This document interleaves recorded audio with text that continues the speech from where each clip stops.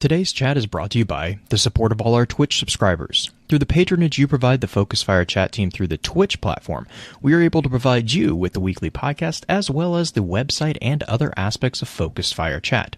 If you have any interest in becoming a subscriber of the FFC and gaining access to some exclusive features over in the Discord server, please be sure to visit our Twitch account and click on the subscribe button. If you're an Amazon Prime member, remember that you do have a free subscription to Twitch every month that can be used for this. And for those of you who are already subscribers, thank you again for your generosity.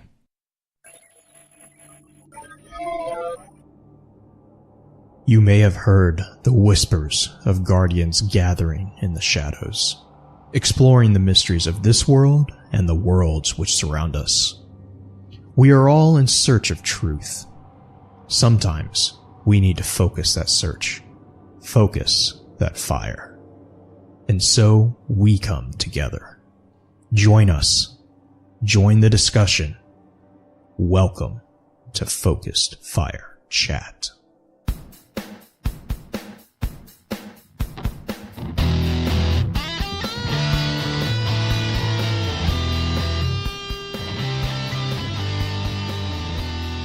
Welcome back for episode 142 of Focus Fire Chat, recorded live on August 31st over on twitch.tv/FocusFireChat. As always, I want to give a big shout out to our live chat here with us tonight. Thank you so much for joining us once again.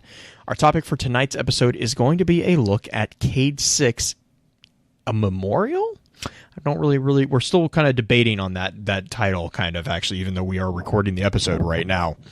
But first, let's run through In memorial, okay. But first, let's run through a quick introduction of those on the show for tonight. As always, this is your host, Blue Crew 86. We also have the man who has been said has the voice of a flower, individual who goes by many names, Justin Sane 0516. Justin, what guys do you have on for us tonight? Robotron 5000. That's kind of fair. Yeah, that is fair. Because the voice quality... It's rather 8-bit tonight. So, Well,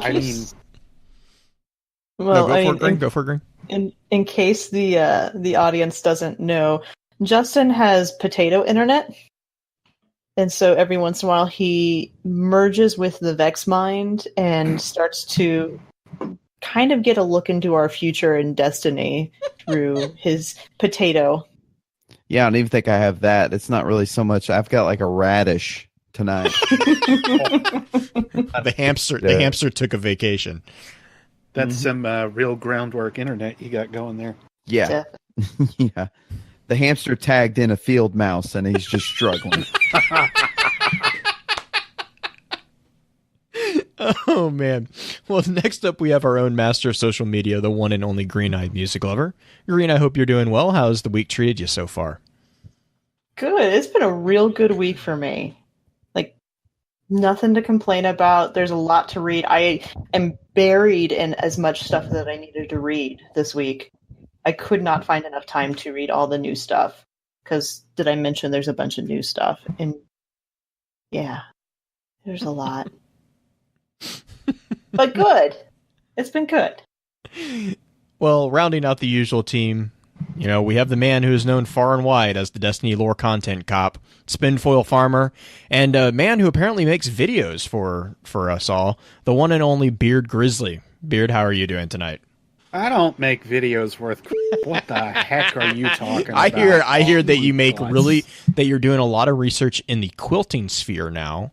Quilting. Yeah, quilting. It's you're gonna it is all the rage with the kids. The design world by storm. Yep, I'm gonna say it's easily one of the biggest things that the kids care about right now. Crocheting and quilting. It is a fun, relaxing art. And that is Justin. Hideous, Justin. He put it looks like it's crocheted. It's macrame. It is. Yeah, it's what he crocheted said. Beard hat thing. Oh, the that dwarven, looks like a Viking. Yeah, I love those things. Oh man, I prefer my own beard. That is all. Oh, I can't have one, so I might need that.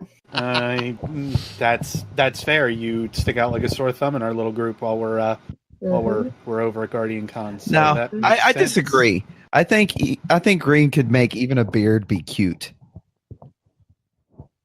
I have mixed feelings about this. I don't know how she could take that. I'm gonna plead feel- the fifth on this entire conversation, and No, I just say Green's so cute she could even make a beard be cute. I could be an adorable dwarf. It's Quick, great. Jay, play us off here. I don't have it fast enough. Hang on. Wow. Well, so, oh man, how to best do this one? Well, so last week we asked the community to send in some final messages for our beloved Hunter Vanguard, and I think we're going to get to those after running through our normal intro segment. But I know Green, you wanted to kind of give a bit of an overview of, because the format for tonight's going to be a bit different. Yes. Yeah. I actually was a little shocked on how many people wanted to submit things.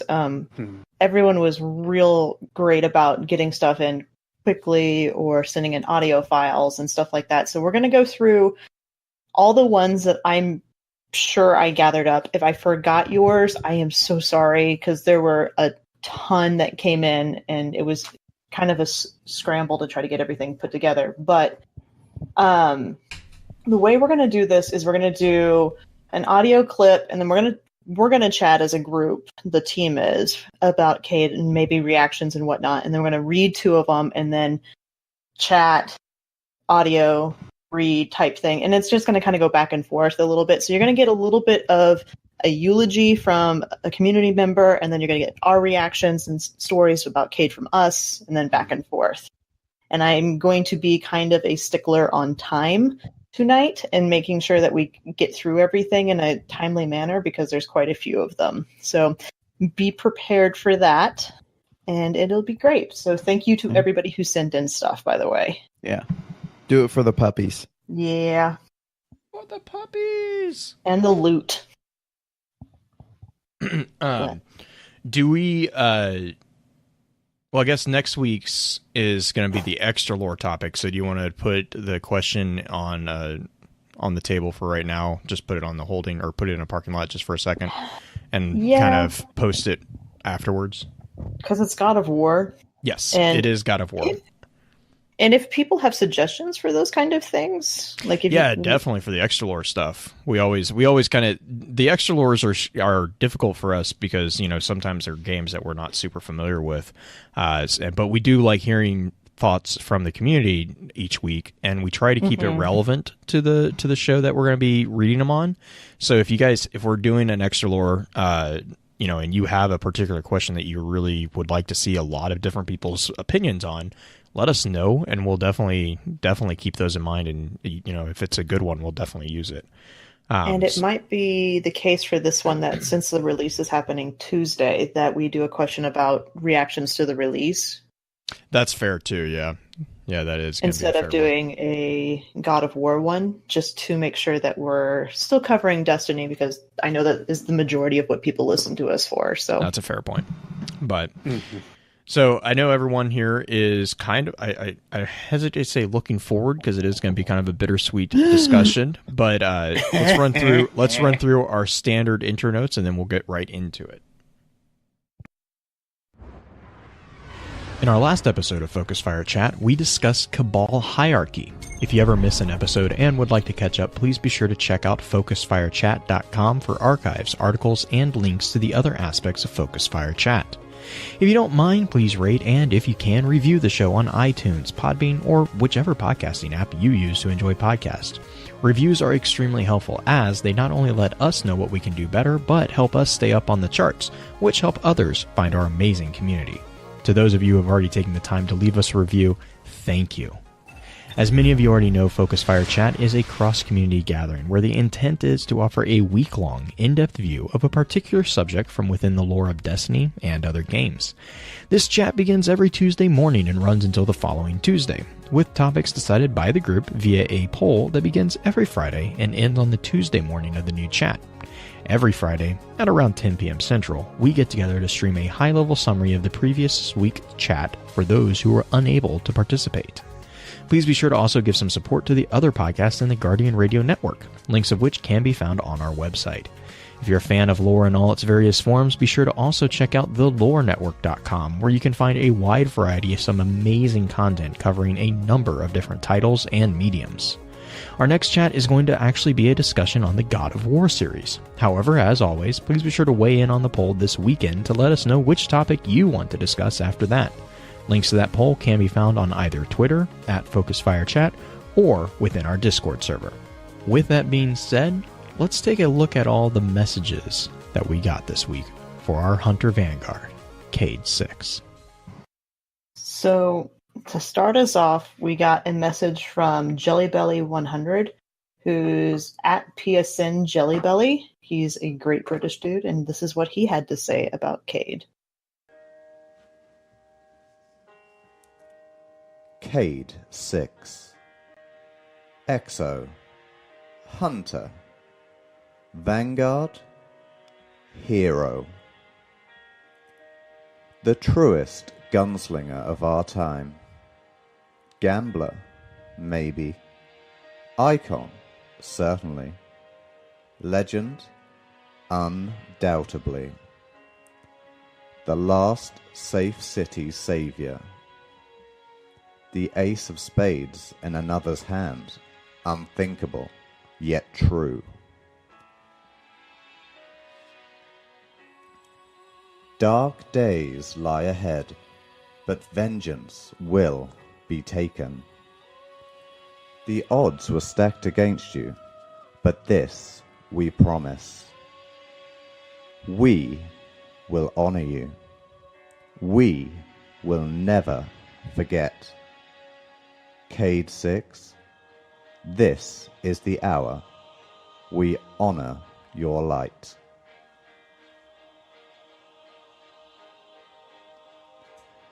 May the tale of your deeds be passed from generation to generation. Words written, songs sung. Cayde-6, your actions will be the inspiration for 1,000 hunters to take up your cloak and follow in your footsteps. Your memory will last throughout the ages. Your legend will echo throughout eternity. Goodbye, dear friend.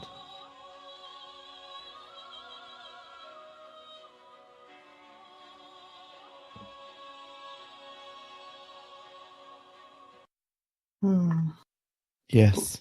Yeah. It's a somber way to start it, but I felt that it was apt to have the British man go first. Of course. Of course. But So austere. yes, and I kind of wanted to start out our discussion in when we met Cayde and how we met Cayde. Because not all of us, the majority of us played hunters, but not all of us did. And Ones with sense. well, I wouldn't say that much. But talk about our beginning journey with Cayde in D1. Anybody want to go first? Like memories of Cayde in D1? Oh, Lord. It was... The NPC characters were so sparse in D1. It was mostly voice. But I can remember the first time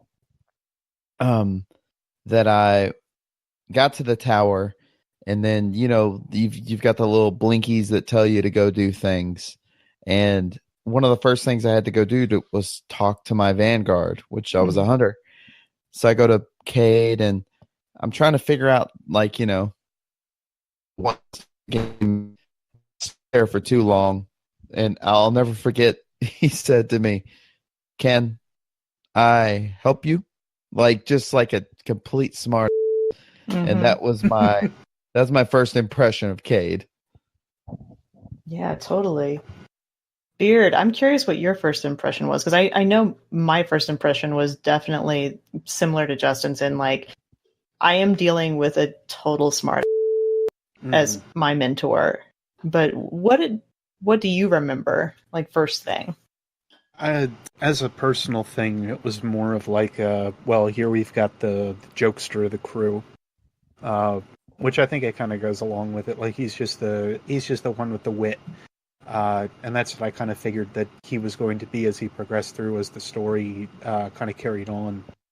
But just the first example that I kind of had with him, which for me, of course, was either initially when I had started playing the game, was to talk with my Vanguard, which was actually Zavala.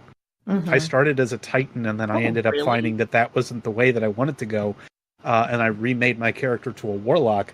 Grindhead Jim had actually said, like, oh, hey, you would really like playing a Titan. I was like, dude, I hate playing a Titan. So I ended up rolling a Warlock, and then I went and talked with Ikora. But for me, I didn't really talk with Cayde until, like, a good bit into the story. Mm-hmm. And for me, I think it wasn't until I like did the Archon Priest run, where I heard his voice and I was like, I feel like he has a little bit more like going than we kind of expect or think. And then I heard him again with like the Dust Palace and everything as well, and he seemed a little bit more on the somber side, even though he was meant to be a little something more Dark humor almost. Yeah, but it was more the fact that he had a serious tone to him. If you remember how the Dust Palace and the Archon Priest missions start, there are no jokes or quips or anything like that are within them. It is very much just straightforward. I am Cayde, and I'm going to tell you what's going on and why this location is so important to us.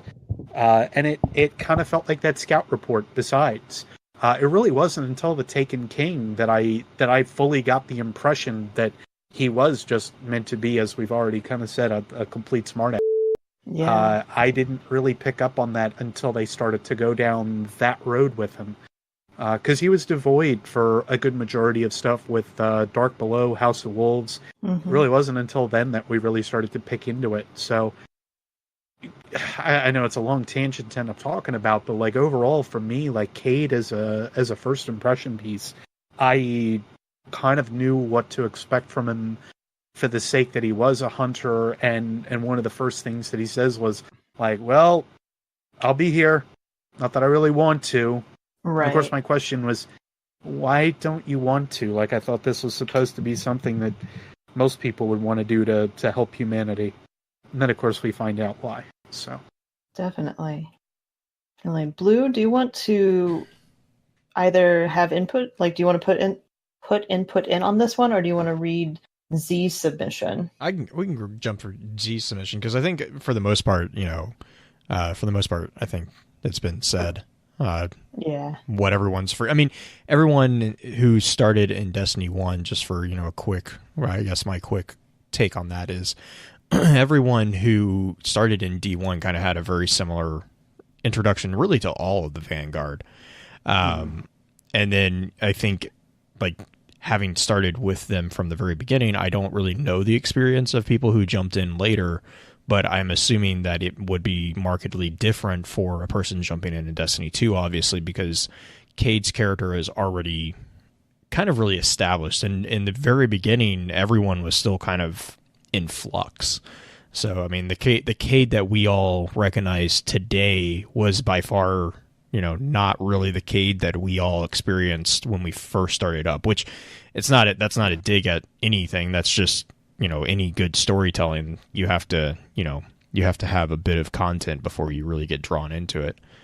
Yes. But speaking of which, that actually ties into what you're going to read. Shh, I'm getting better at segues. Yes, you are. I like to point it out to let the people know that that's happening. Z actually wrote in and said, the mark, I think I'm on the right one. Yeah. Mm-hmm. The mark of good storytelling is the ability to draw the reader, or in this case, the player, in, making them invest in the characters, empathize with their struggles, celebrate their successes, and, as is this case, mourn their passing. The roadmap of Destiny and my life converge in a strange way that most other games do not. Destiny released around the time that I needed it the most. In isolation, this game and its character, particularly Cayde, reintroduced me into being able to deal with interacting with other players, cooperating in fire teams, and making and achieving goals. Of all the cast of characters, Cayde was the first I interact with other than my ghost, and he has always been the most interesting and dearest to my heart. I met Cayde at a time when I most needed something like Destiny to ground me, and now that he's gone, I'm able to look back and see that I needed that pillar to ground me then, but not so much now. So to Cayde, who was that pillar, my Vanguard, the one character I could always look forward to learning more about, I hope you find what you are looking for after this, whatever that is. Say hello to Ace for me. With all my heart, Z. Yeah. And then we had a submission by the Shattered One. And I actually purposefully made sure that Beard was reading this one because it's your good old buddy Toland. Yeah, I'm going to say that last one kind of hit home a little bit too. Anyway, for Cayde, etched on the back of a sheet of chitin. I don't often give praises to the jovial light-heartedness of Guardians, but I have come to realize it is a source of strength and humanity that others seem to lack. The shouts of Guardians everywhere could never speak in high enough volumes to reach these spaces and tell of your contribution to their journey. But their rage at your impending doom speaks in its own volumes. The comedy and silly pandering may have been only a mask to hide your abundance of pain, but it carried the Guardians of the Tower through some of the toughest of times, which demonstrates its own sense of overwhelming strength. Your memory will perhaps outlive even the most powerful of us, and as such, you have earned my respect.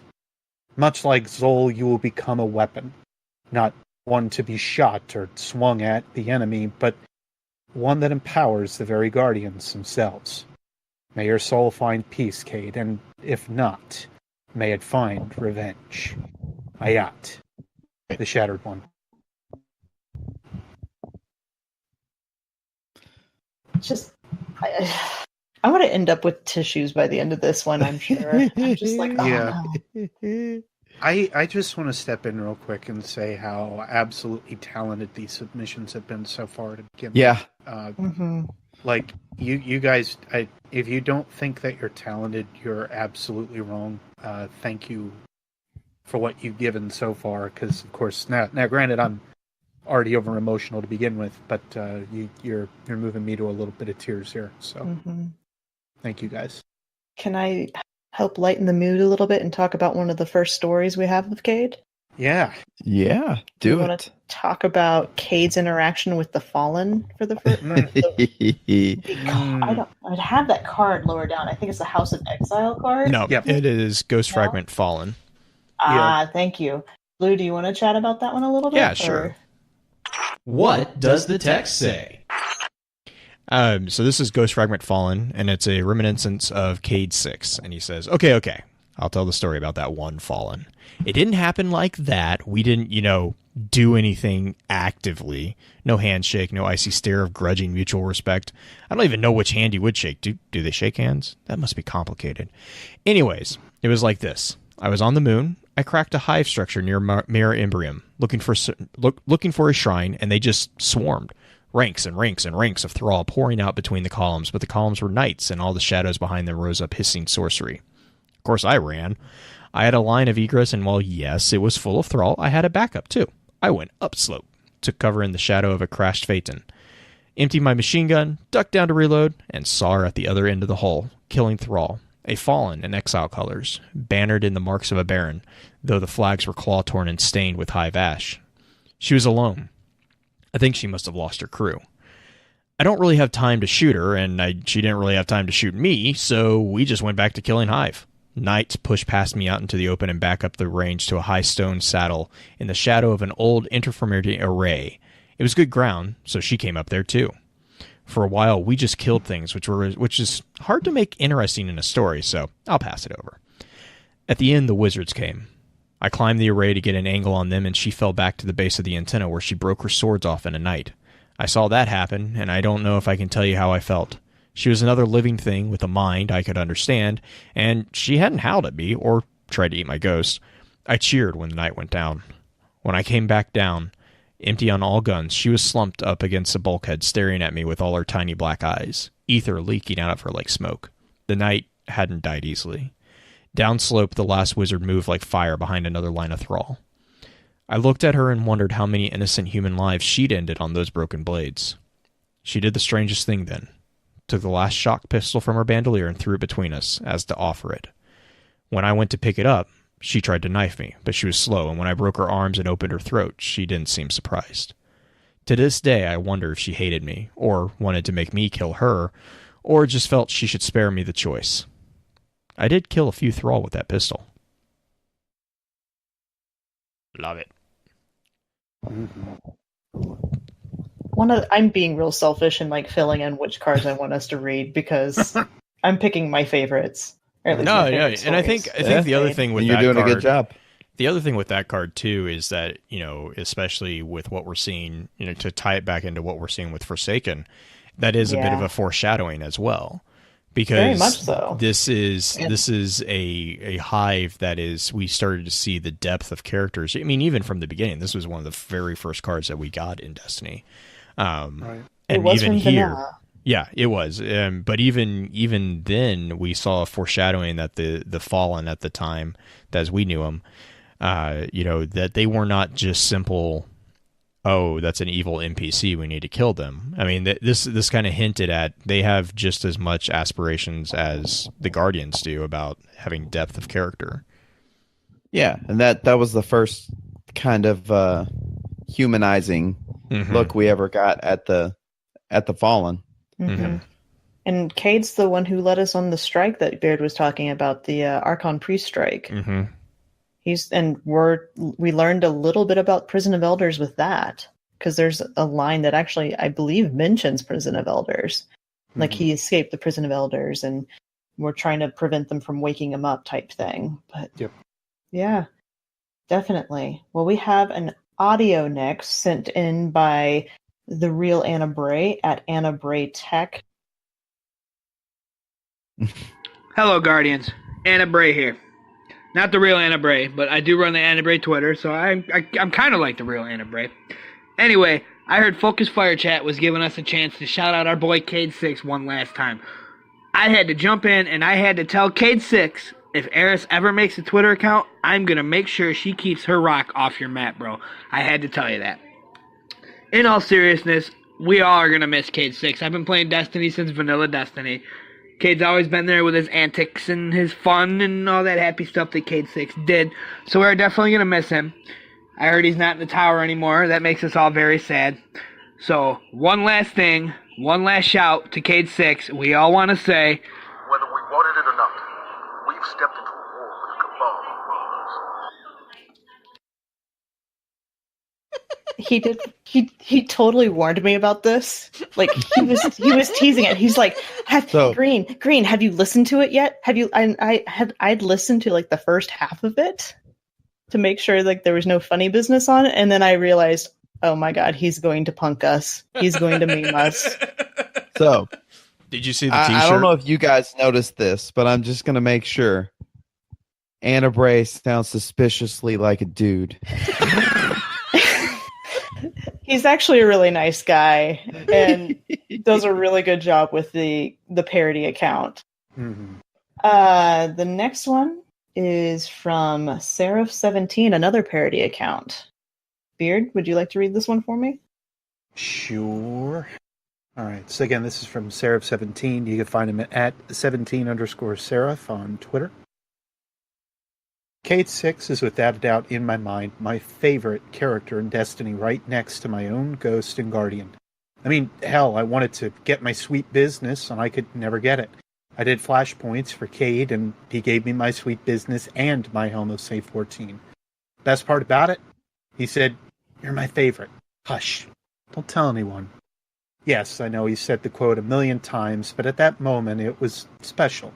Made me so happy to finally complete the Titan beta set thanks to Cayde. Before I drag this on for too long, I must say this. I would always go to the Cosmodrome and into the plane graveyard and sit on a wing of a plane there.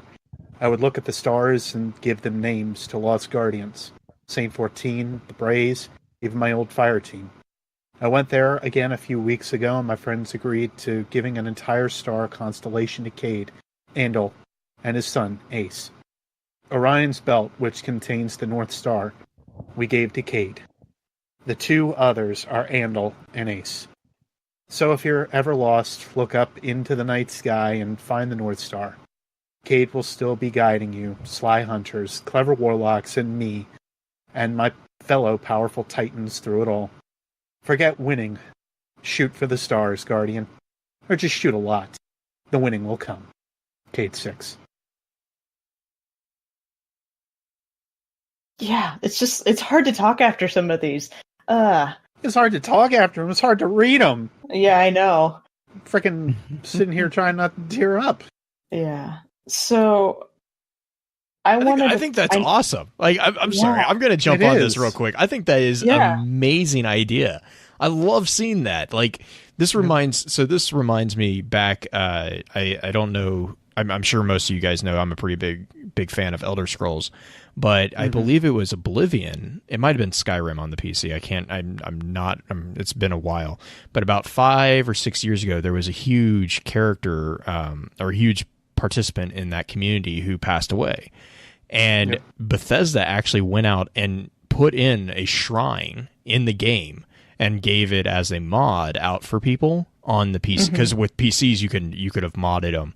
That's now available on Xbox, but this was before that, and it was like literally it was kind of a thing that everyone, and this was on the Elder Scrolls subreddit.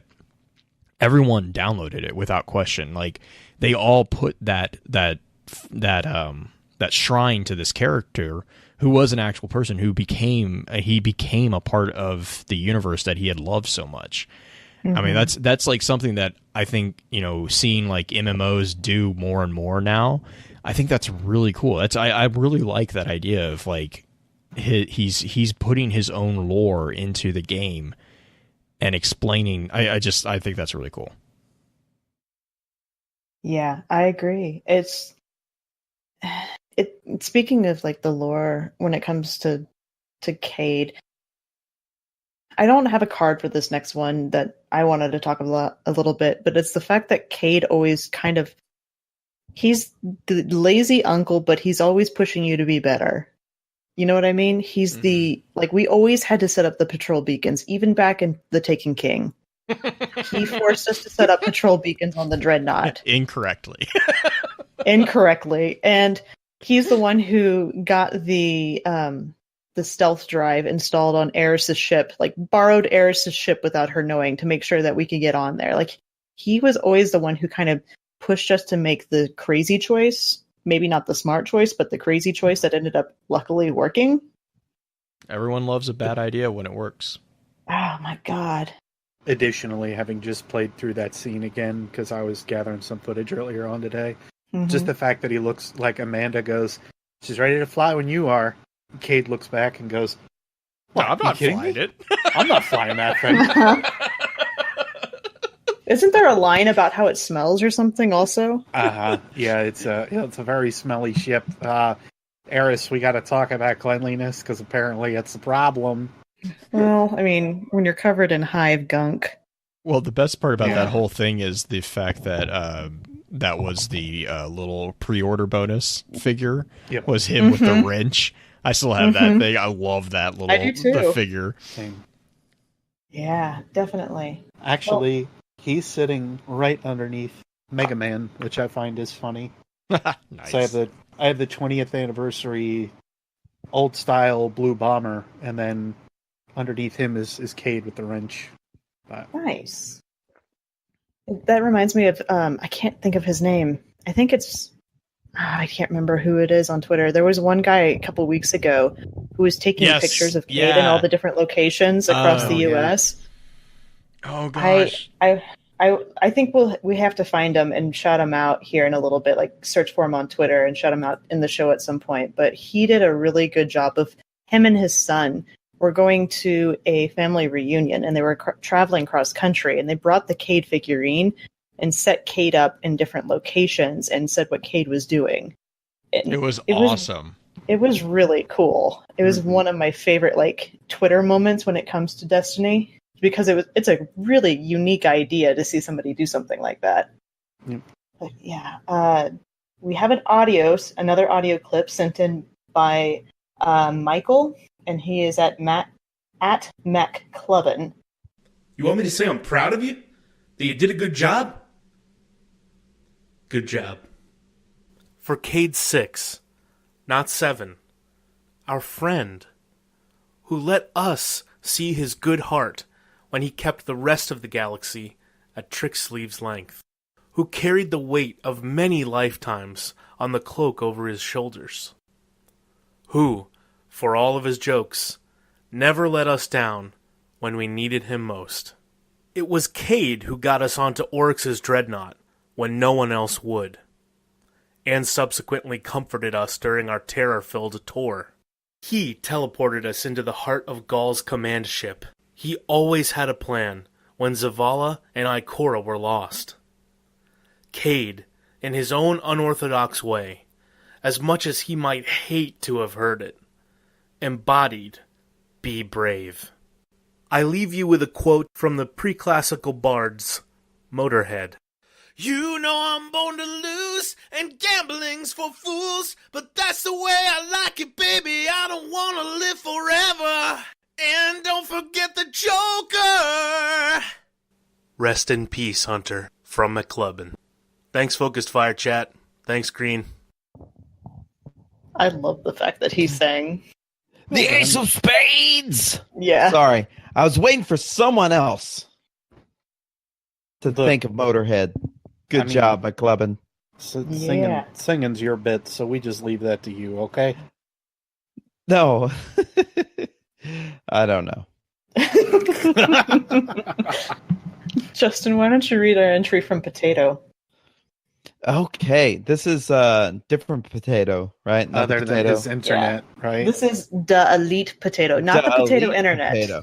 Oh, I'm gonna have to tell the other potato that this potato's elite.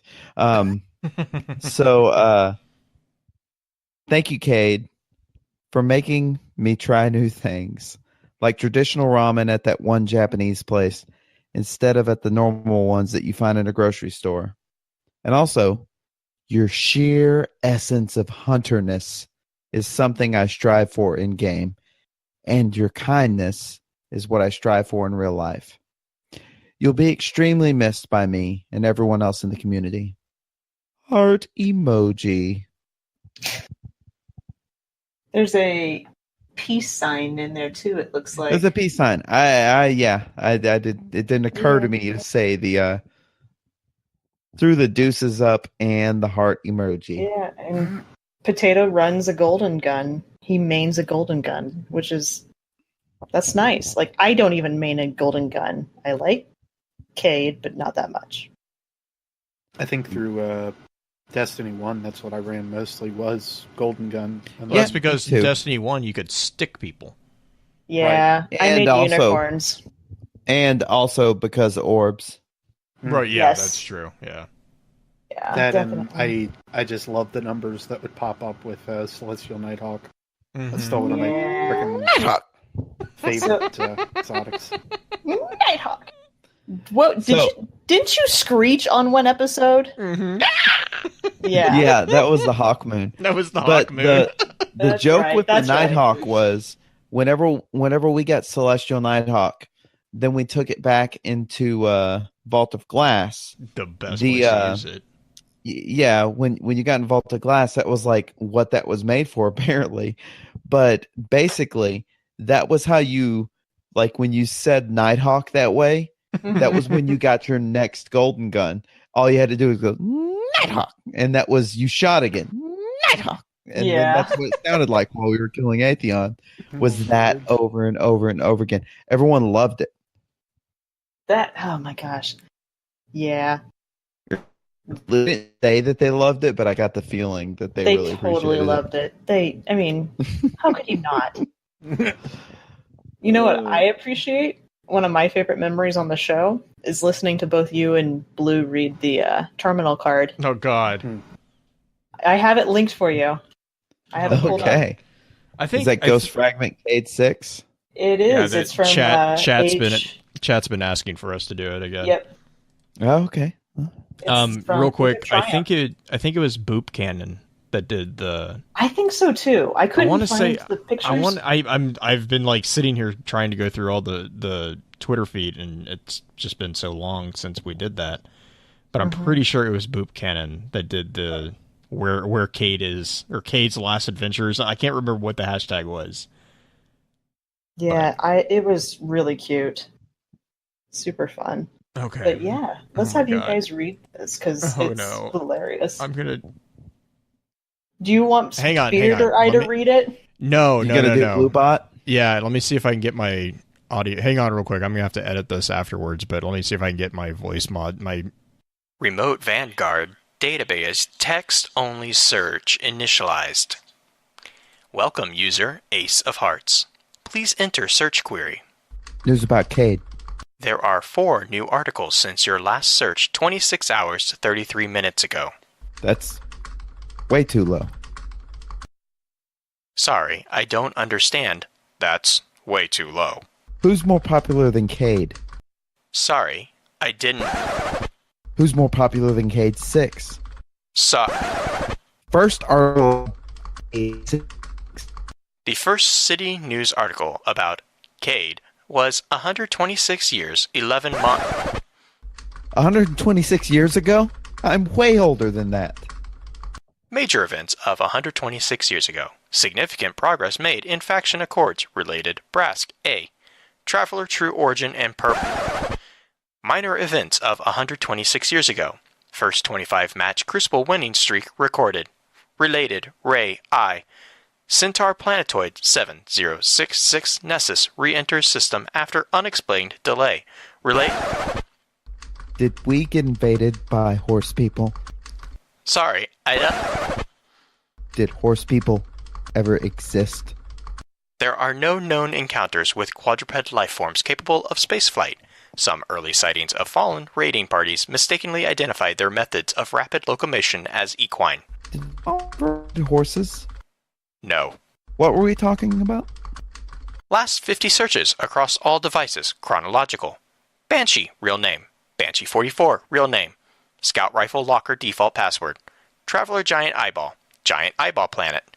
Giant Eyeball Aliens. Giant Alien Eyeballs. Delete image history. How do I delete images? Accidentally set Giant Alien Eyeball as terminal background. How much do new terminals cost? Vanguard discount for new terminal. Traveler. Over 50 million results found. Please narrow search criteria. Traveler Eyeball. Over 70 million results found. Please. Where did the Traveler come from? Over 10 million results found. Traveler Googly Eyes terminal background. Please connect to a device with an image display to view these results. Traveler Road Trip Snacks. Since the Traveler's final exodus from Io prior to the collapse, Echo Mesa has been a popular pilgrimage destination for Guardians. As the Traveler's transformation of the Jovian moon was incomplete, Io's climate and geography do not support agriculture in the conventional sense.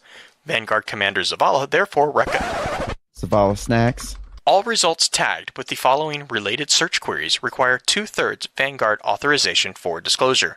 Zavala Snacks. Zavala Action Snacks. Titan Vitamins. Edible Zavala. Zavala Action Vitamins.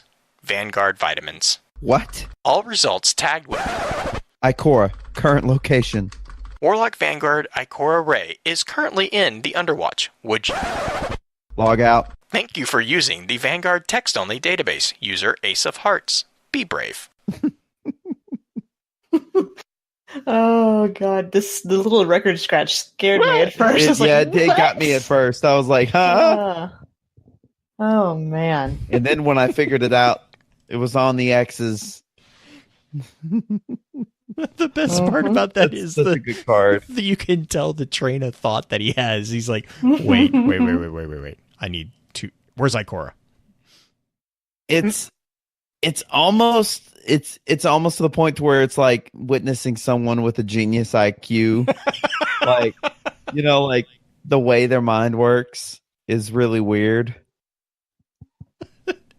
The best part of that was the end result of Rhino giving us the googly eye traveler wallpaper. Oh yes! My god. Yep. All praises be to the Googler. To the Googler. Yes, the Googler.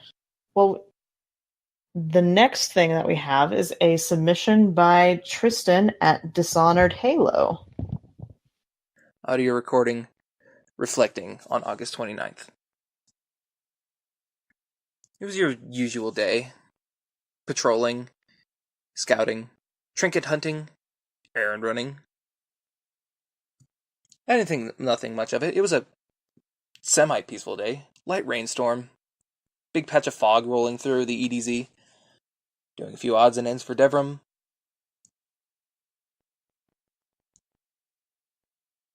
Then we got the call. It wasn't anything specific. Just a notice to all Guardians that the Hunter Vanguard wasn't going to be at his post for quite some time due to a disturbance in the prison of elders. So, I carried on with my day. Inquisitive warlock minds tend to wander. Not wander far. So I always had this feeling in the back of my head that maybe something wasn't right about this disturbance. I mean, we hadn't had much trouble with the prison before, besides the House of Wolves. But that was about it. It was pretty quiet, even while the Red Legion laid siege to the city. The Prison of Elders was quiet. Nothing unusual. But that's what worried me. All of a sudden, a strange disturbance in this far off, desolate prison, out in space, unknown to us. I just wish I could have lended some assistance. Maybe this whole thing could have gone better. Maybe, just maybe. With the help of a warlock, a hunter, a titan, anyone. Just someone to help out. Maybe this could have all gone much smoother. Yeah. We got to meet Tristan at GuardianCon this year. Mm-hmm. He was one of the guys who came up and chatted with us for a little while. He did not bring Justin a sandwich. No, that was somebody else. This very special somebody else who I'm still very proud of. But we have a submission by Nero at Nero _75 on Twitter. Blue, do you want to get that one? Yeah. Nero says, "You will be deeply missed, Cayde-6, but I hope, in your absence, that your hunters lose their edge in the Crucible. P.S. Good to see Titans aren't the only ones to headbutt their way out of a sticky situation." Can I just say that is the most amazing moment of that trailer? I was just like, yes, finally. They do what everyone's been wanting them to do. Horn? My horn? My beautiful, beautiful horn? Yeah. That was another good one. Oh, yes. Uh-huh. Oh, yeah, I think we should read the dodgeball card. The Shaxx dodgeball card. Is that Shaxx 2? It's my gosh. Shaxx 1 and 2, actually. 1 and 2? Yeah. Do you want to read them back to back? We can. It's it's long. That's Yeah. We can do it. Sure. Justin, do you want to give us another Sure. Cayde rendition and have Beard play Shaxx, maybe? Yeah. Just don't let Liz listen. What am I looking for is Lord Shaxx. Lord Shaxx, the first one, and then we'll do the second one. Maybe let's do the second one after the next set of submissions. I beat you fair. Cayde said. Don't ever. He raised his hand to wag a finger under Shax's nose. Try to outrace my golden guns. Two children ran by in a blur, laughing. Shaxx shook his head slowly. It was a tactical error. Won't happen again. Next time doesn't matter. You lost today, and today you owe me. The Titan stared down at the hunter, but said nothing, his hands clenched in fist. Cayde ignored the posturing and turned to face a desolate field of dirt and large rocks. A writhing mob of children spread across it, clusters of them barreling into each other as they bellowed and screamed. A much smaller number of elders waded in the chaotic sea of miniature people. What is this? What's happening? Shax demanded. The city has children. Children who must stay within designated safe zones. The two guardians watched as a boy climbed the largest rocks on the field, about 4 feet in the air, and howled at the sky. Of course they're going to go a little stir-crazy. Parents bring them out to this. You'd think it would have a name. This field every month, and they have at it. Better they hit each other than climb the walls. Shax stared at them. So you're going to pick too? Cayde said. Shax looked down at him. Pick two what? Well, 2 of the little brats. You pick a team of 2, and you're going to train them in this sport they play here. It's some kind of tournament. You know all about those. Shax surveyed the field. This is ridiculous, he concluded. Yeah, that's not the last time you're going to say that today. But you've made your bed. Get comfy. I can pay you Glimmer. 2 Crucible matches worth. Why waste my time on children? A child sped past and waved at Cayde as Shax spoke. Cayde responded with an upward thumb. I like bugging you. Plus, you'd be surprised what goes on out here that only these little miscreants know about.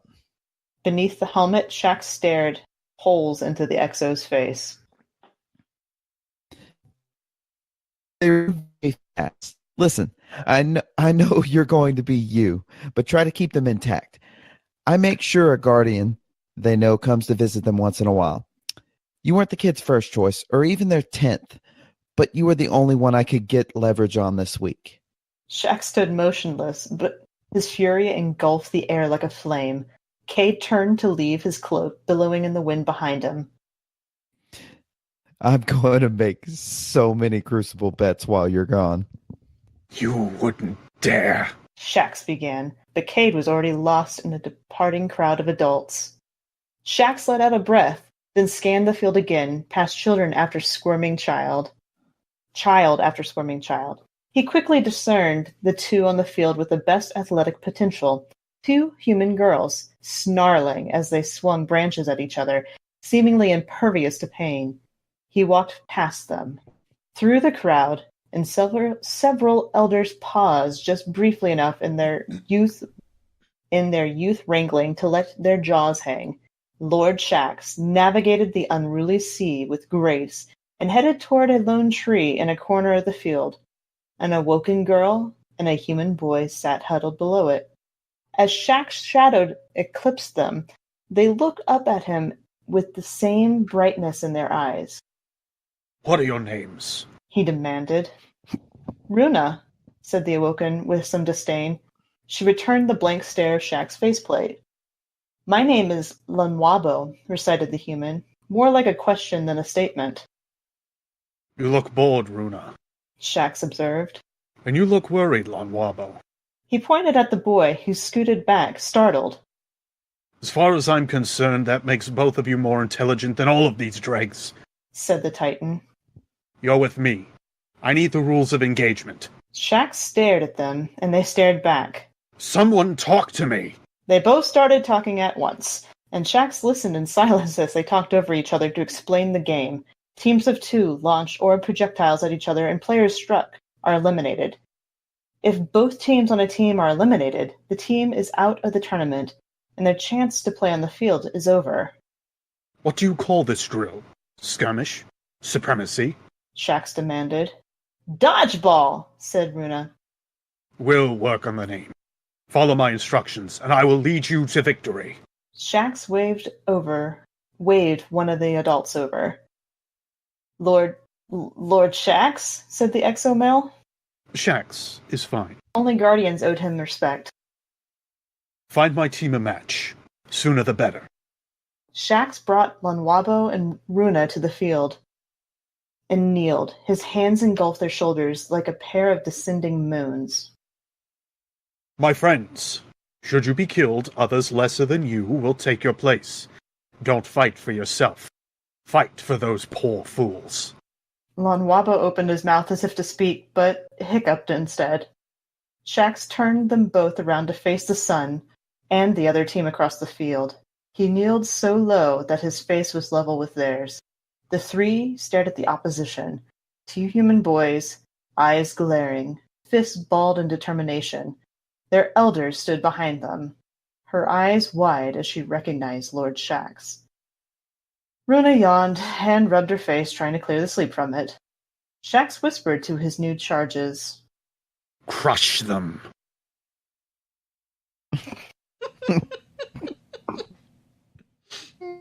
I love it. He's the overzealous Pee Wee football coach wearing blue shorts. I want somebody to cartoon that where Shax is still got his helmet and his with the clipboard and the whistle. Yes, but with the little gym shorts. Yeah. And kneeling down really, really low to get even with the kids' faces to talk to them. Oh my god, that would be an amazing little comic. God. Yeah. We'll continue that story here in a little bit. Hashtag Shax Shorts. Shax Shorts. Oh my gosh. So, Beard, I think I've got another one for you to read. And this one's from Joshua Nye at a screwball on Twitter. Pre-memorandum sounds too formal. Just have some ramen, raise a glass, and say hi to Failsafe for me. Cayde-6, not 7. In reference to our little ramen card. Ah, gosh. Justin, we have a dame actually sent in. One of the Dames of Destiny sent in for us. My Lucky Clover at My Lucky Guardian. Could you read hers for us? Yes. You were my Hunter Vanguard during my recovery from brain surgery in real life. You made me laugh on some really tough days. And so each time I pick up my controller and become a guardian, I will remember you telling me, back into the wild with you. And when I do, Aldrin Sov is mine. Going to miss you, buddy. Yeah. We're all going to miss him. Yeah, we are. Yeah. Do we want to do the second Shax card? Kind of. I'm trying to remember how much Cayde actually talks in this. Yeah, one. I was about to say this one's a lot of you and Beard, but I'm gonna steal the show. I think it's about towards the middle again. He turns back in, but yeah. He comes back in about halfway down. Getting in character. You guys go ahead. All right. Narrator voice. The morning turned to noon as the sky darkened with dodgeballs and filled with the battle cries of children. When it was over, Lonwabo had tears in his eyes, but he had tried his best to stand straight. Runa had a bloody knee and stared wordlessly at the winning team, the 2 snarling girls from earlier in the morning. The girls lifted an unrefined mass of plasteel, a makeshift trophy, over their heads, and they roared. Shax stared up at the traveler. It sat buoyed by a mantle of clouds against the blue sky. It didn't seem to notice him. Tell me what you've learned, Shax said to Runa and Lonwabo, his faceplate fixed skyward. They did, and spoke for a continuous 3 minutes. Shax nodded slowly.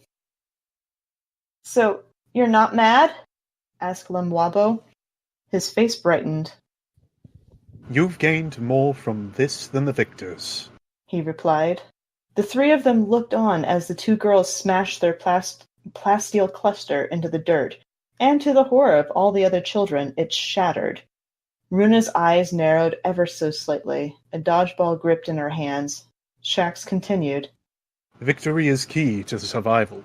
You need it. Need to fight for it. But it teaches nothing.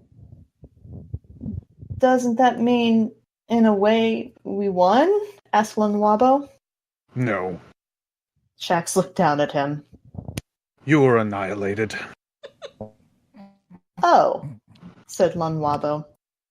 Runa continued to stare at the shattered trophy and the winning team. She slowly turned the dodgeball in her hand. Let this loss drive you. Shax said to both of them. But the game is over. Your focus should be on what's to come. Lunwabo stared down at his hands.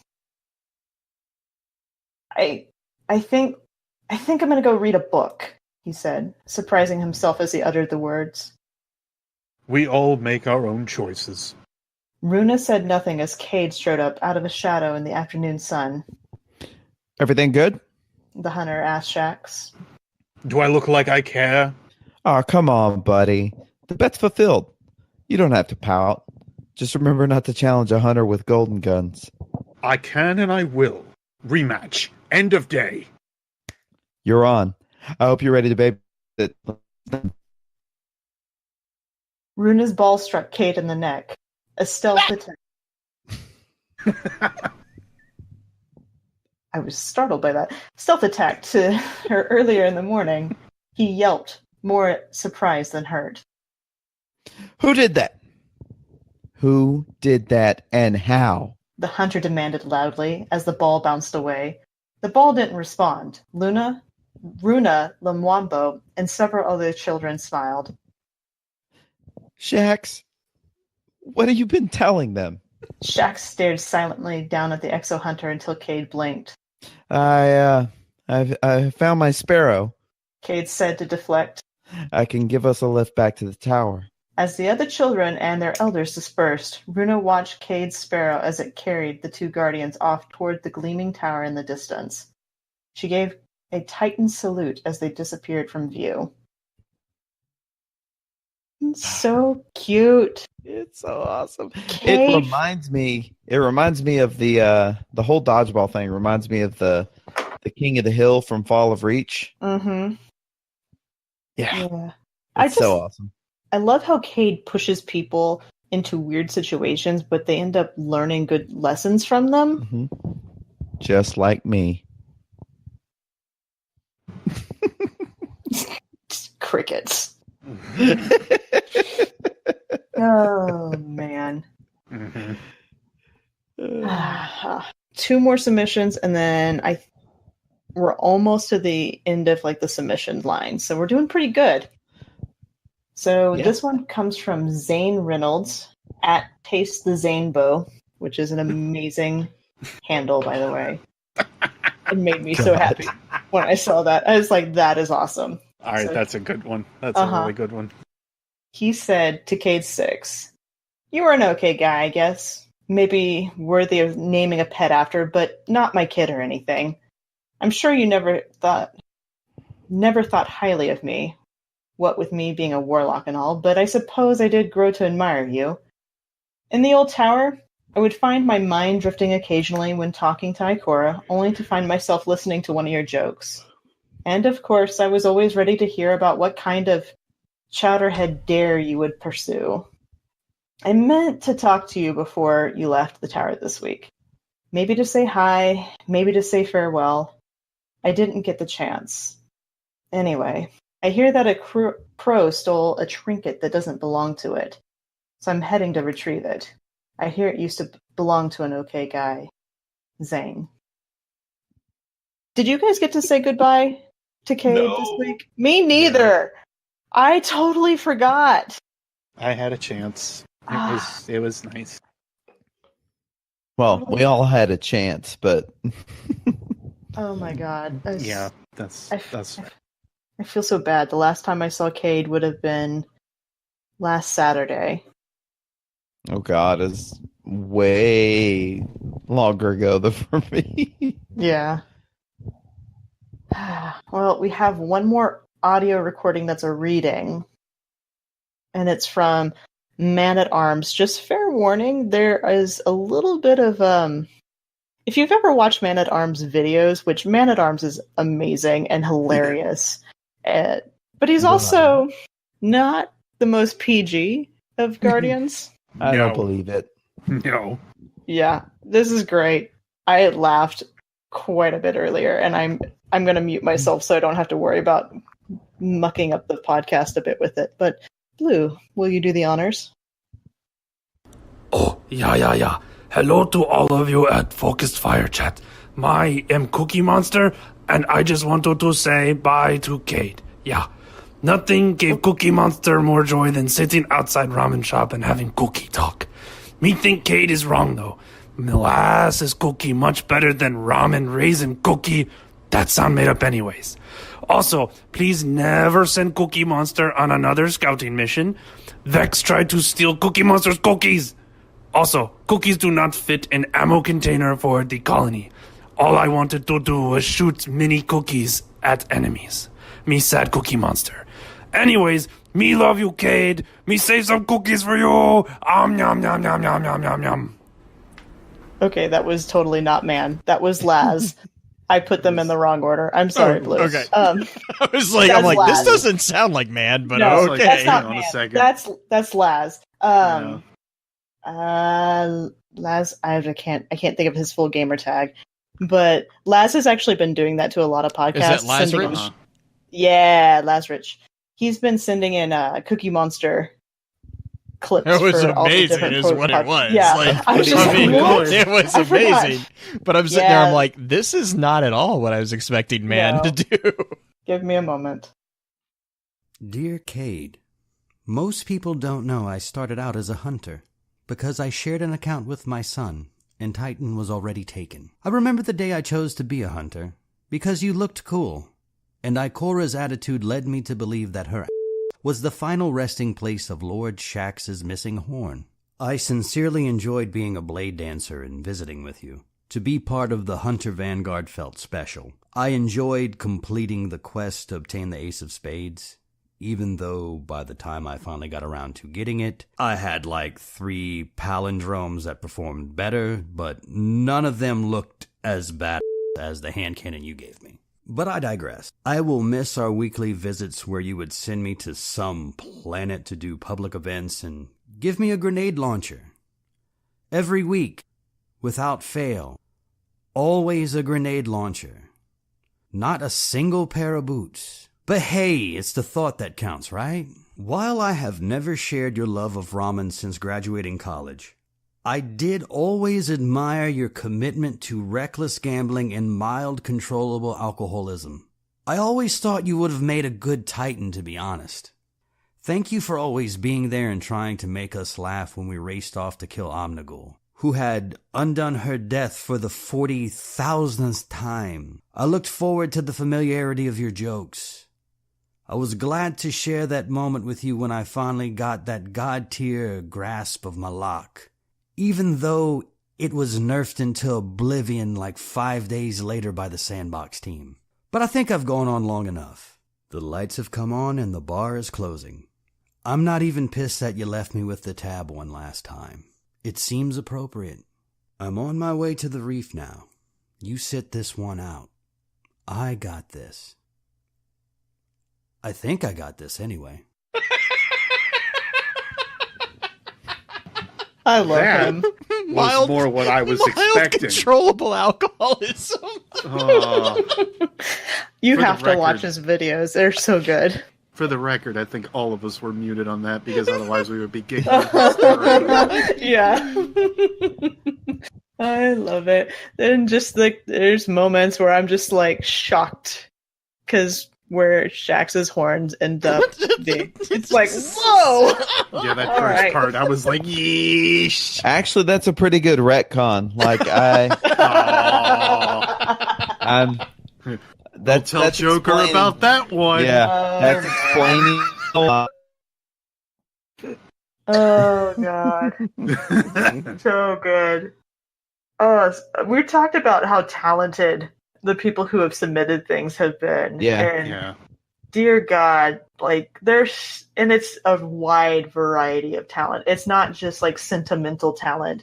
The comedic talent that a lot of the community members have sent in, man included. Oh my God.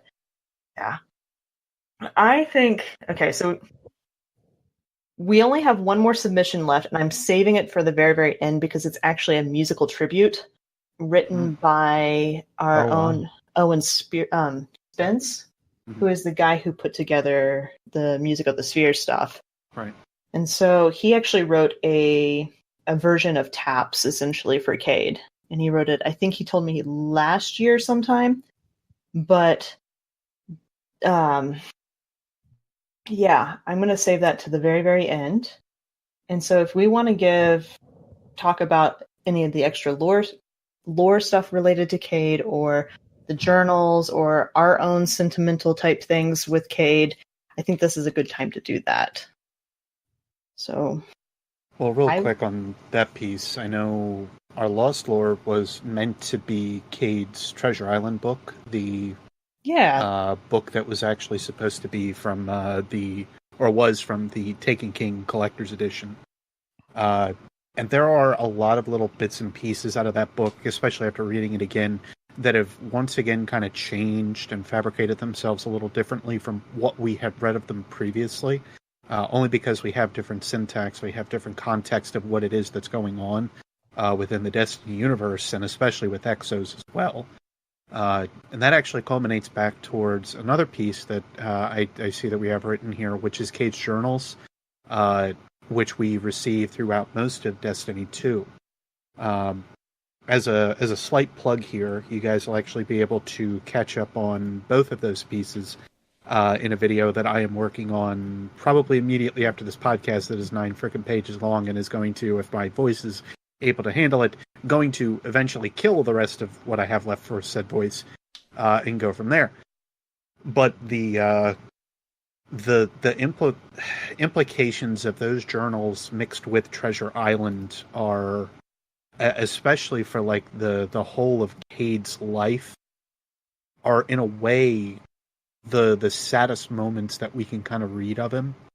They're, I think, what give him more depth than some of the other stuff ever had. Throughout Destiny 2, we know that Cayde is more of like especially like a big time jokester. He's a huckster. He's got a lot of yucks that he ends up throwing out there. But in the meantime, we read these journals, and all of a sudden we figure out that he's got a lot of depth to him, a lot of darkness that's kind of there that he doesn't try to let go to the surface. Which actually kind of led to me writing a good page of this video that I kind of wanted to read now. I don't know if you guys are okay with me doing so. Yeah. But this ending, I think, is kind of where everything is. And I keep in mind, of course, there's some additional context besides, but I think the ending is where I wanted to give Cayde as the final send-off. Cayde. His legend in time with us isn't written out just yet, but most of us know it will be the moments with Cayde that will be buried in our brain the hardest of all the events that we've experienced over the past year. Cayde's story is one of grief, sacrifice, strife, and hardship. It's also one filled with good people, fun and games, and a drive to do good even through the worst of it. His mentor, Andal Brask, is gone. His friend, Tevis Larson, is gone. Who knows how many of his friends he lost when we lost our light. Hunters always put themselves in the toughest of places, and Cayde seemed to emphasize that more than most others did, almost like he wanted to carry the burden on his own shoulders before passing it to others. As a character within fiction, Cayde's story will leave a permanent impression in my mind. It's one that pushes me to continue to drive ever forward in a world that may not exactly always be bright and beautiful, even if we want it to be. There will be hardship. There will be strife. But it's those moments that you take action and jump at an opportunity when you see it makes all the difference. And sometimes it's a leap of faith. Cayde, you'll be missed. Still, I have something else to discuss when it comes to the Hunter Vanguard. This little piece I'll kind of go redacted on for a little while here. But the last quote that I end on, I think the saddest people always try their hardest to make people happy, because they know what it's like to feel absolutely worthless, and they don't want anybody else to feel like that. Robin Williams. Yeah. I think we've discussed that before too here, and just how there's almost gallows humor when it comes to Cayde. Yeah. Mm-hmm. Blue, I think, talked about it the last time we brought it up. Mm-hmm. It's a really, I mean, gallows humor is something that is really difficult to portray in fiction too, because usually it comes across as trite or shallow. And that's one of the things that actually I really give a lot of kudos to Nathan Fillion, because that is actually something that pretty much every single one of his characters that he's ever acted has a degree of gallows humor, whether that's in Firefly, Castle, or Destiny, along with like even the short comedy that he did with just blanked on the name, Dr. Horrible. Yeah, sing along, Dr. Horrible, sing along. Captain Hammer. Stand back, everyone, nothing here to see. Right. Yeah. I mean, even Captain Hammer, Captain Hammer had a bit of depth that was really weird to see when it finally kind of revealed itself. I was watching a series of unfortunate events with my son on Netflix, like the remake, and Nathan Fillion pops up, and I was like, "Oh!" Yeah, because of I was about to say because oh god, I just blanked on his name. Yeah, Neil Patrick Harris. There Thank it you. is. Yeah, he's the main antagonist, I think is. Yeah. Well, yeah, you got it right. But yeah, I mean, gallows humor is something that, I mean, Beard, you hit the nail on the head. It's something that is very, very common for people who have gone. I mean, so gallows humor, the history, is pretty graphic as well. Basically, the idea was that if the person could keep the crowd entertained, they could delay their execution. They wouldn't ever. I mean, there's supposedly some times that they were so entertaining that they got a reprieve, but most of the time it was more of a matter of just kind of delaying the inevitable. And then it also kind of blew up into like this whole thing of like, who could make the most memorable, insult joke, whatever. And the reason it's called gallows humor, for those who might not be aware, is because the form of execution that this was most commonly found at was the hangman's gallows. Because it just historically, hanging is not a pleasant execution. It's not a pleasant way to go. And so it was always even more powerful because it was basically them laughing in the face of death. And it was basically them kind of giving the finger to the person who had ordered their execution, because they were showing that they weren't afraid. Whereas like you don't see this really with the headsman's block or anything like that, just simply because that execution was, honestly, if you had a good executioner, it was pretty quick. But yeah, and so the gallows humor was something that kind of resulted in this kind of the sense of not letting your situation dictate how you feel, kind of logic, and it's evolved definitely since then into kind of I wouldn't say it's a morbid fascination, but it's a refusal to back down and refusal to let the finality of mortality silence your personhood, I guess would be the best way of saying it. Which is actually where like my appreciation of the way that they've developed Cayde really kind of amps up, is because Cayde does an amazing job, especially if you read between the lines of Cade's character. He does an amazing job in portraying gallows humor in a productive and healthy way, even though like some of the things that he does are understandably very unhealthy. Like the stuff that he does is not the best idea. It's not the brightest idea. But ultimately, and this kind of goes back to what Beard was saying in his little note there, is that ultimately Cayde knows what happens in the dark, and he's trying to protect people ultimately. And that's not to get too far into spoiler territory for the lore that we just got access to, but this is actually something that he speaks very, very plainly about. He explains the Vanguard dare. He explains what happened with Andal, and it was a very not difficult thing, but it was a very somber thing to read, because he explains that ultimately, no matter what, a hunter is only as good as his word, and that's where the dare comes in, is because no matter who you are, what you think, what you hold as valuable, if you're a hunter, you hold to your word, and if you don't hold to your word, then you're not a hunter. Which is why the dare was basically the only way that they could get the Vanguard to have a hunter mentor. And I think that speaks a lot to Cayde's mentality as well, is that he is, at the core, he is a guardian.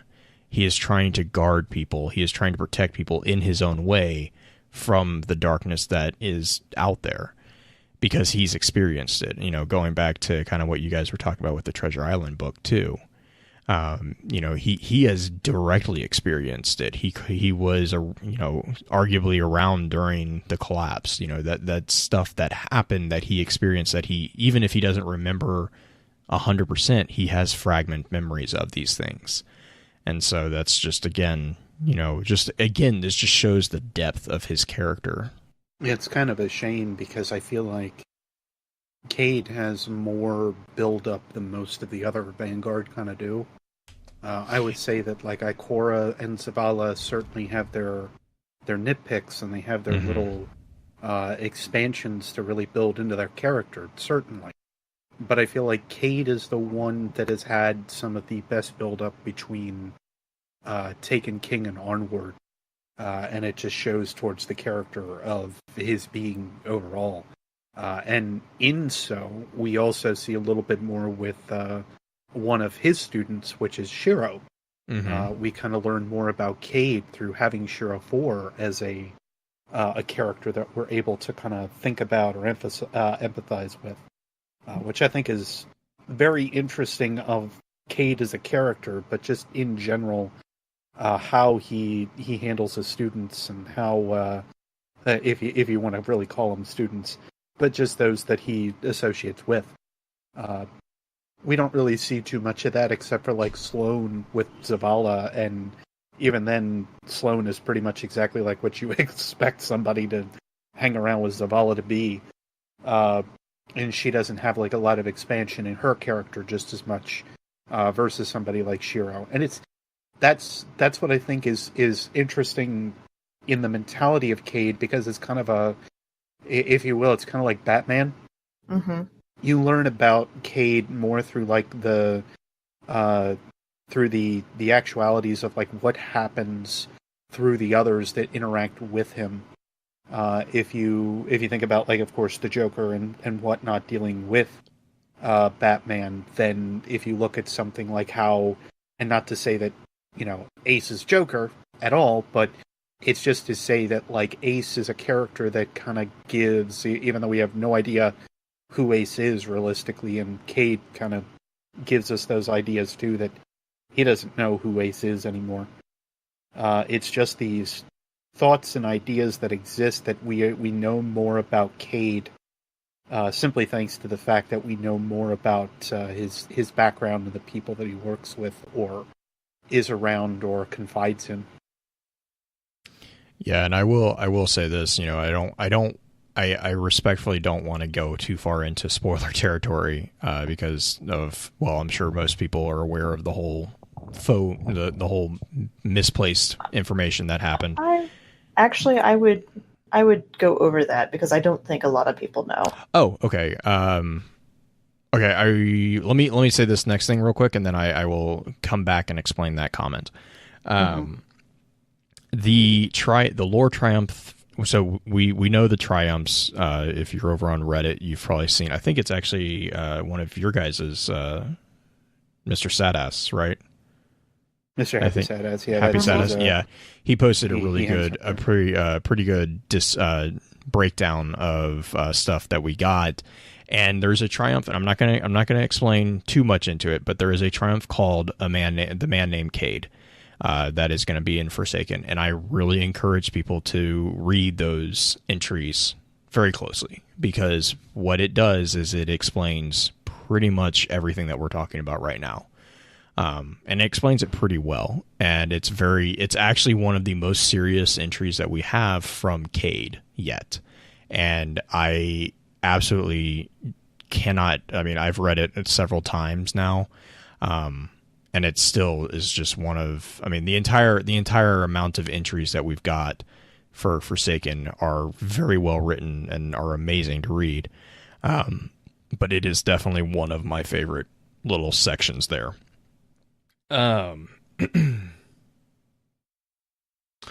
Sorry, real quick in chat.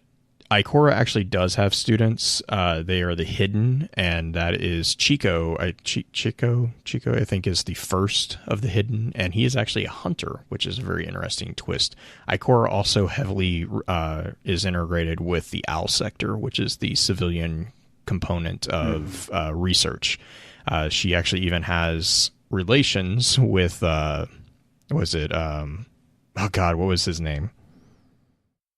It wasn't Ruiz. Was it Ruiz that she had a thing with? One of the civilians and Ikora basically have a thing going on. It's the one that gets sick in the OWL sector. Shin. I want to, but I don't think it is. I don't know why I can't think of it now. Yeah, I can't. I wanted to say Shiro, but that's not correct at all.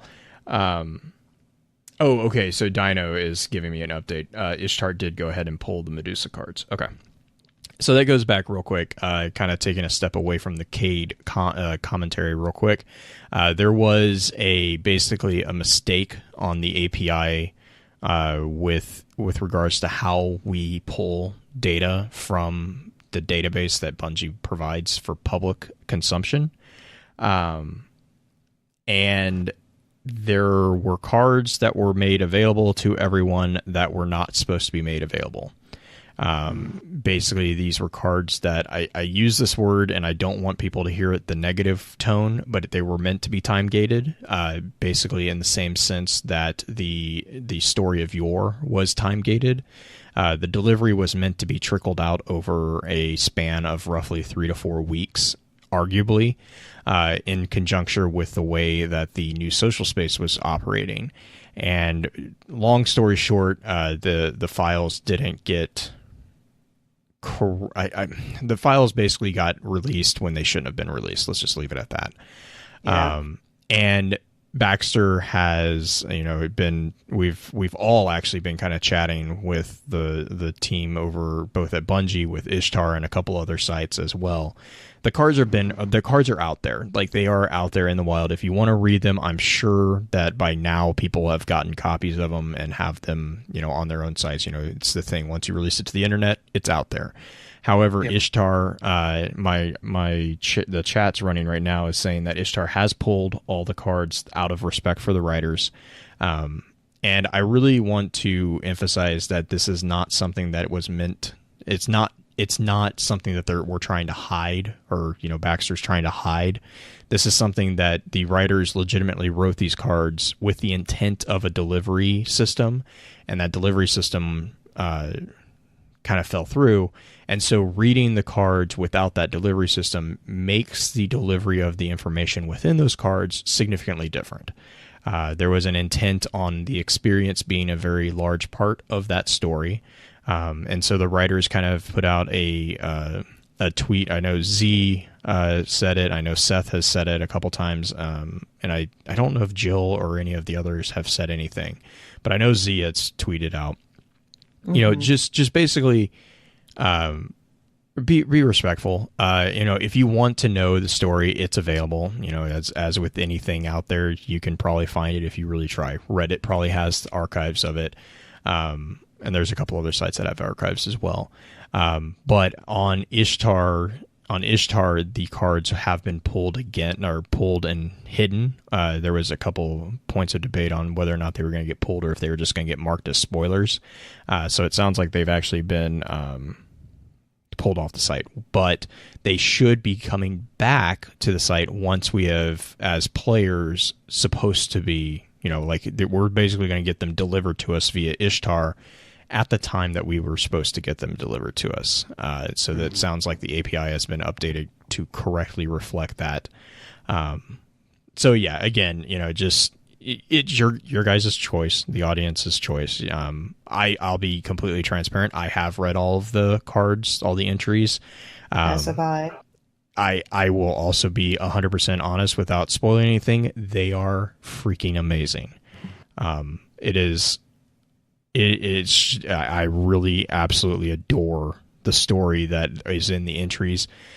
To be 100% fair also is, with the realization that the entries are only a facet of the story that we are going to be getting. Oh my gosh.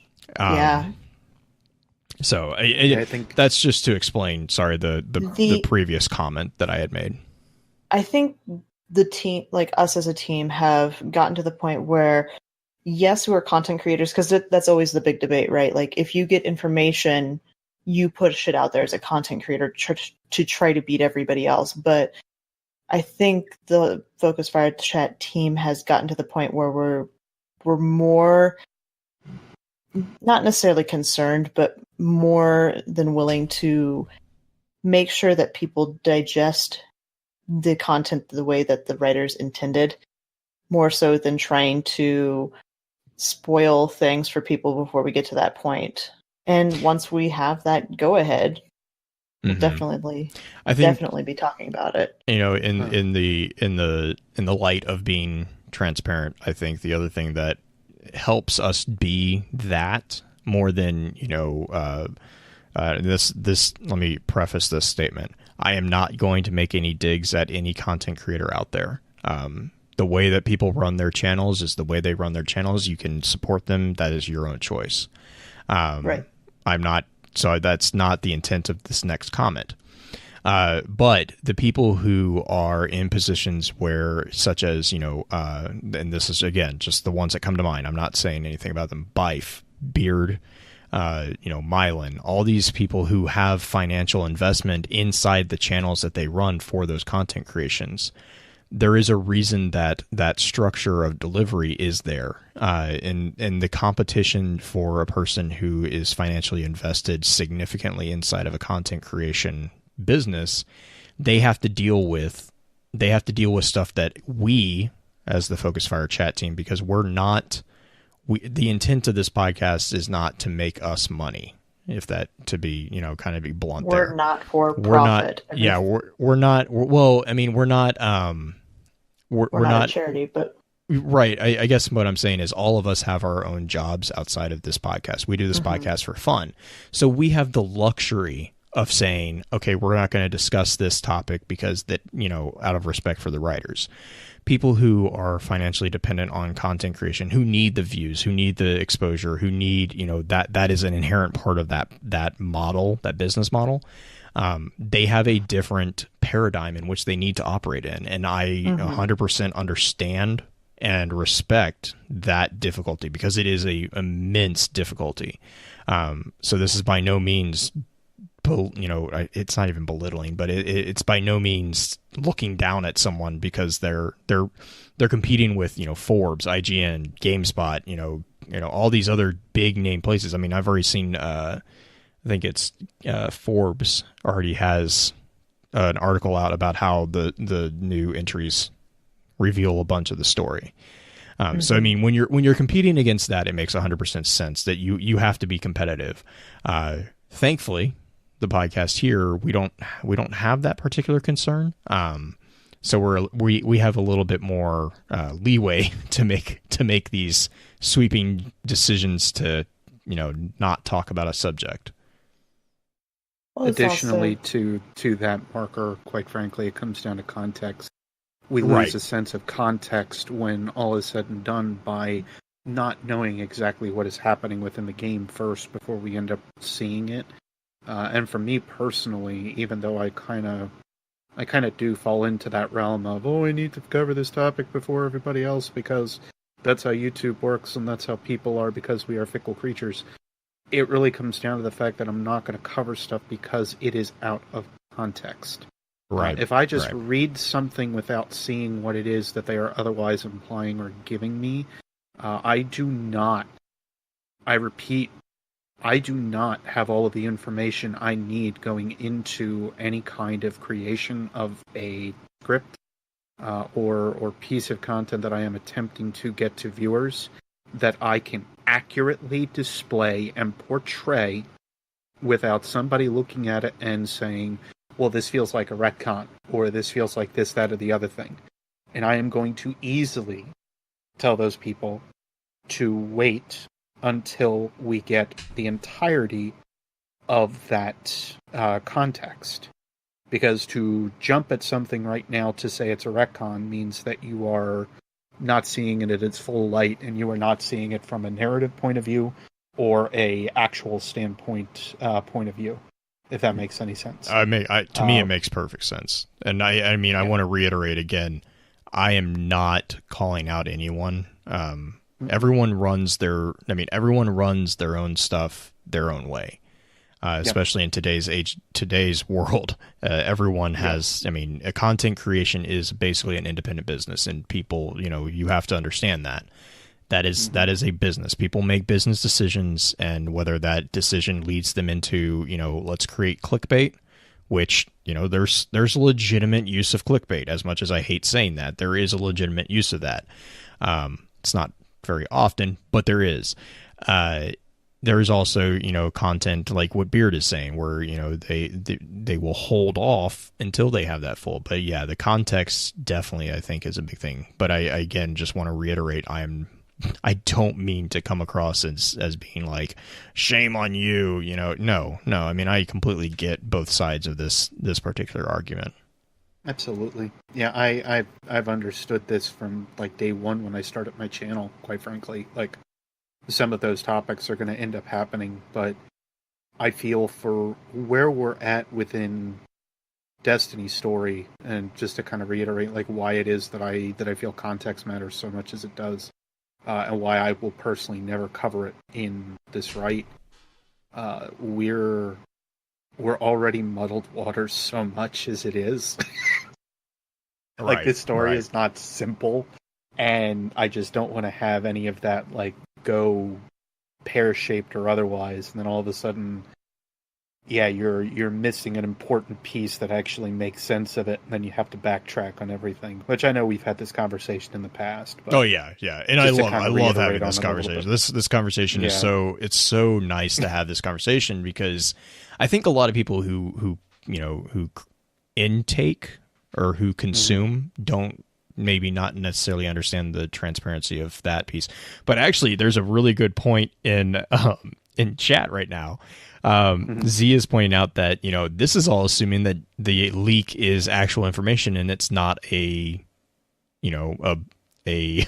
misleading leak by the dev, which devs do it all the time, which is another reason, Beard, I agree 100% with the tactic that you're talking about, is like, I'm like, I'll read a leak. I will read it. Whatever. I don't care. But I'm also not going to consider it as quote unquote canon until I've actually seen it in game. For that exact reason, actually, that chat's bringing up right now. But yeah, so before Beard and I go completely down that particular rabbit hole, Green, the person who was supposed to cut us off like 5 minutes ago. No, you're good. I think it's a good discussion to have. We didn't anger Green. Okay, so we're good. No, I'm good. Beard, how about let's have you do shout out first? Sure. I wanted to say more than anything, just thanks to the community once again for all you have done over the course of the last several months, realistically. The largest piece, of course, that we have been waiting for is right around the corner. Patience, I think, is at an all-time low because we all just want to dive into everything. And I'm appreciative of those that understand that Matt, Bife, Joker, myself, and several others are one person in an endeavor to try to understand a large tactic and a large piece of lore that we are now being presented with, which is basically anything and everything that is going to be shoved our way over the past, or for the next several weeks, realistically. So I appreciate all of you being patient with that, and understanding that there are only a couple of us that I believe are full-time per this point, that we can make it full-time. But one of these days, hopefully some of us otherwise can make it full time as well to really engage with you guys a little bit further. Otherwise, just to Bungie in general for, again, what they have done over the last several months, but in particular what they've done over the last several weeks. The last couple of weeks have been, I would honestly say, just absolutely knock it out of the park with engagement and keeping focused with us as a community to keep us informed of what's going on, what's happening, etc. I'm just very appreciative of everything that's been going on with communication from Twitter and otherwise. And it's been a roller coaster of emotions that have been presented to us, both good and bad. Just with like all the leak information and everything else that's been presented. But also for, Jill Schrar, with Z, with Seth, just trying to keep in touch with us as those that really do care about the lore, and for kind of going with our standpoints and understanding why we kind of do the things that we do to cover it. We're all extremely passionate about this story, and we want to see it do well. And I think in some ways, some of us do that in different ways than others. And I think that it's a great thing to see that is kind of being resuscitated, for lack of a better word. Because, of course, the last several months have kind of been a little rough. But you guys have definitely done a fantastic job, and I cannot wait to see what happens with Forsaken, and how all these context clues that we have been given over the last couple years all kind of start to filter in. And additionally, how some of my thoughts that maybe you guys started to use over the course of where we had it with Osiris not really making a lot of sense, and now it all of a sudden makes sense. Go figure. It's like you can use some writing to your advantage and change things around. Mm-hmm. But anyway, I just wanted to say great job to everybody over there, and I hope, frankly, everybody enjoys Forsaken, and it is everything, or at least most everything, that you hope that it could be. Because I know that there are several of us that are kind of waiting with bated breath to see if it's going to end up holding up well.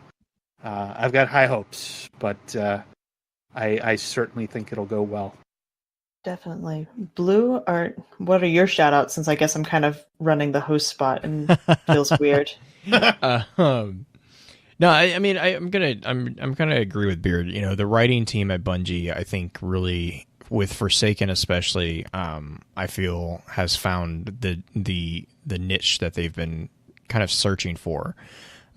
Just from what the limited amount of information that I've seen. I mean, and to kind of back up Beard, I mean, to put it in perspective, guys, we have over 1,400 new items in the database that we, and that does include items, which are, sometimes flavor text isn't that engaging. But I will be also completely honest with you, the flavor text has amped up pretty significantly from the number of items that I have been able to read through. We actually have quotes on a lot of them. It's very it's actually very uncommon now to get just, this is a gun, which is what we were kind of getting in Destiny 2, like base vanilla. Yeah, I mean, they're actually, it was actually, when I was looking through the items, it was very uncommon for them to not have something from a character in game that kind of actually has implications elsewhere. So there's also that facet of this whole thing. We're not just talking entries. We're talking to add to that breadcrumbs on top of it. To add to that real quick too, I've been seeing like a lot of, if you guys have been able to play the update since it went live, I've been seeing a lot of legendaries that have been posted to me, and pretty much every single one of them has a lore entry on it. Yes. So that should give you an idea of like the depth that's being added in, which is just fantastic. Yeah, I think this is what it sounded like they were giving us with Destiny 2. Right. And now they're making it a reality. Like they're taking all of that input in and just being like, no, this is Well, it sounded like you guys wanted, so here you go. I can't remember the exact number of entry. I know that the secondary batch was 105, and those were just lore tabs that were not attached to items. But as far as lore tabs that were attached to items, I want to say there was at least 6 different pages of entries on Ishtar. Yeah. And each page has, I want to say, like 10 or 15 entries. So it's not a small amount of entries, and those entries are at least 2 or 3 paragraphs on average, if not more.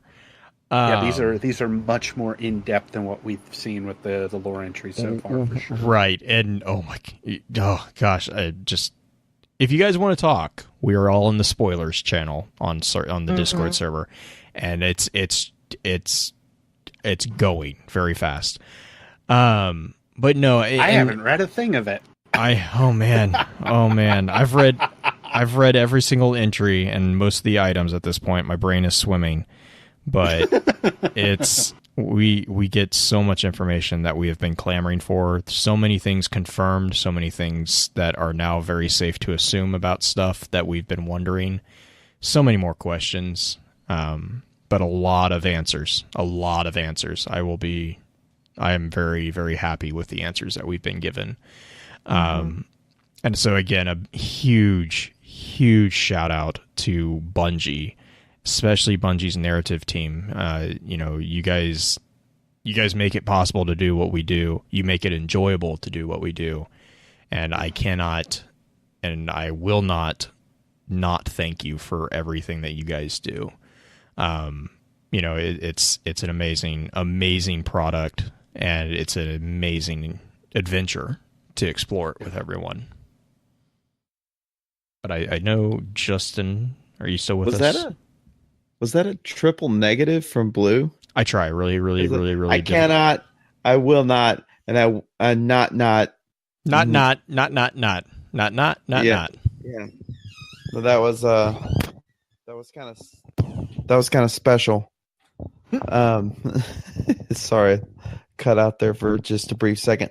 No, I just like to shout out all the amazing submissions that we've a written or spoken word, and then my other shout out goes to all of the Caydes. Cayde 1 because he's done, Cayde 2 because he's through, Cayde 3 because he's not with me, Cayde 4 because he's floored, Cayde 5 because he's not alive, Cayde 6 because he's nixed, and Cayde 7 because he's gone to heaven. Peace. How long did it take you? Yeah. I was gonna say. Most of the last part of the show. Okay. Just with the preps. Yeah. No, seriously though. The submissions, mostly the submissions, were amazing. Yeah.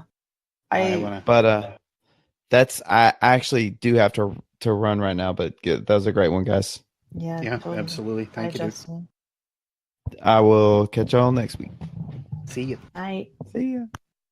I think everybody's kind of said exactly what I've been wanting to say. It's just like watching the community come together for this episode has definitely put me in a position and mindset to be grateful that there are people who still love and enjoy this game and have really connected with characters, even if they're not their mentor. Like I fully expected us to only get Hunter submissions. Like every person to send in something was going to be a Hunter.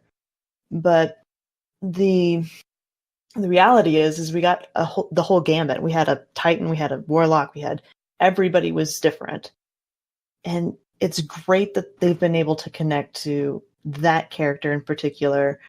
As much as, like, if this was happening to Ikora, I'm sure people would connect to Ikora definitely differently, but they would still connect. And Zavala would have his time in the sunlight too, but it's both a bittersweet and a good way to start the next chapter. Yeah, it's been, I feel like since E3, it's been nothing but this build-up that's happened, that the community has steadily been brought closer and closer and closer together. And between Twitter, the lowering, I won't say the elimination of, but the lowering of amounts of salt on Reddit, and the change-ups that have definitely happened over the course of the last several months, it's obvious that a change in how the community perceives things and how we are carrying on is definitely different from what it was when we only had stuff like Curse of Osiris and Destiny 2 that were around. And it's basically been, from the ideas of, like I said, E3 and then having Warmind released and so on, like all of that just kind of built up to, I think, what Forsaken is going to ultimately reveal how things are going to be for us for the next year or otherwise. It's a very good thing to see, because I remember how this community was, and I'd love to see it get back to that position. Absolutely would love to see it get back to that once again. We definitely have the springboard for it. Yeah, I was going to say, it just reminds me of, and I can't remember who particularly said it, but it's, every story has an end, but every end is also a new beginning. And I love what you said there just a second ago, Green, about how this is a great way to end this chapter and begin anew. Mm-hmm. Because that's what it is, and not just because this is a story, because it is a story, but it's also a teachable moment that, not just, there's other things out there, and I saw a post the other day from someone who's, was saying, well, Bungie needs to be careful because they're putting themselves in a really dangerous position because their only developed character is being removed. And I'm sitting there and I'm like, well, that's, first off, it's not true. But I mean, second off, that's why we're so excited, or why I'm so excited, because you're right. They are putting themselves in a difficult position. And you know what that means? It's a promise that they're going to develop another character or another characters, because that's how you engage people. That's why everyone's visceral reaction to the whole thing with Cayde was as powerful as it was. In Green, you kind of said that, it wasn't just hunters. It wasn't just, this class loyalty. It was everyone had a reaction. And everyone's reaction was very strong. And that is a excellent way to begin a new chapter to a story, is that plot hook. What happens next?